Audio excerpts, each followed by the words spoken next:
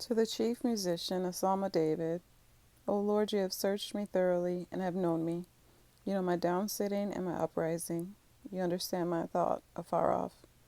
You sift and search out my path and my lying down, and you are acquainted with all my ways. For there is not a word in my tongue, still unuttered, but behold, O Lord, you know it altogether. You have beset me and shut me in, behind and before. You have laid your hand upon me. Your infinite knowledge is too wonderful for me. It is high above me. I cannot reach it. Where could I go from your spirit, or where could I flee from your presence? If I ascend up into heaven, you are there. If I make my bed in Sheol, the place of the dead, behold, you are there. If I take the wings of the morning, or dwell in the uttermost parts of the sea, even there shall your hand lead me, and your right hand shall hold me. If I say, surely the darkness shall cover me, and the night shall be the only light about me, even the darkness hides nothing from you, but the night shines as the day. The darkness and the light are both alike to you. For you did form my inward parts. You did knit me together in my mother's womb. I will confess and praise you, for you are fearful and wonderful, and for the awful wonder of my birth.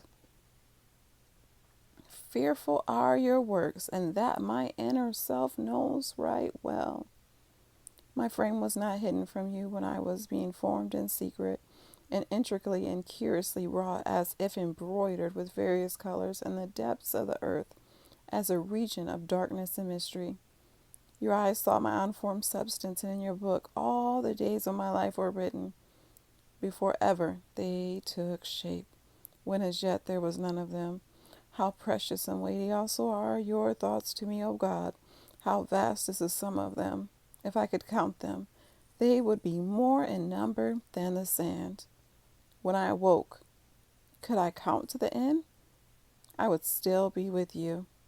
If you would only slay the wicked, O God, and the men of blood, depart from me. Who speak against you wickedly, your enemies who take your name in vain?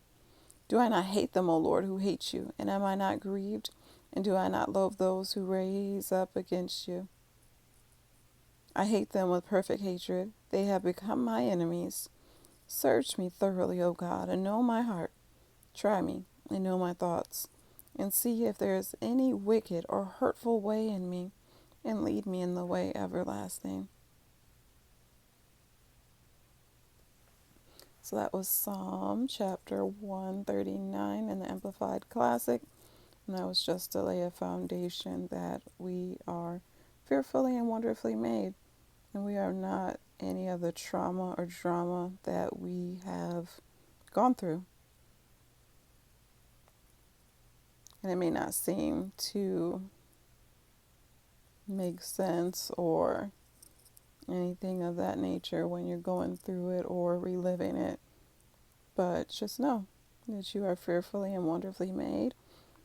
Those things happen to you, but they were not you, and they're not you. They don't form you. They don't get a say in the next step or the next part of your life.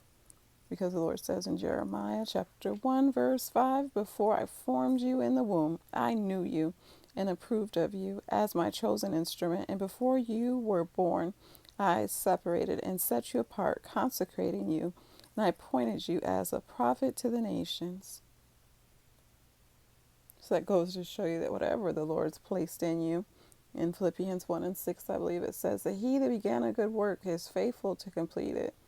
So the drama, the trauma, different things that have happened, they didn't catch the Lord by surprise, and his fearfulness and wonderfulness that he's placed in you didn't stop. So be encouraged. This too shall pass. And I hope that you have a wonderful day.